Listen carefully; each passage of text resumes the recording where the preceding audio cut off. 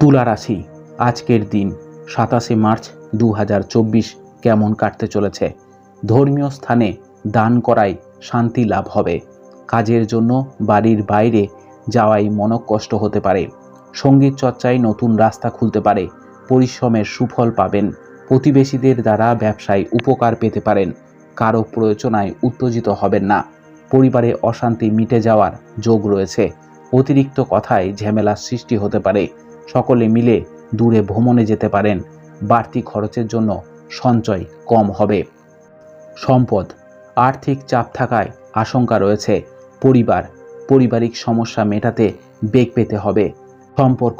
সম্পর্ক নিয়ে আনন্দে দিনটি কাটাতে পারবেন। পেশা, কাজের জায়গায় আনন্দে দিনটি কাটবে।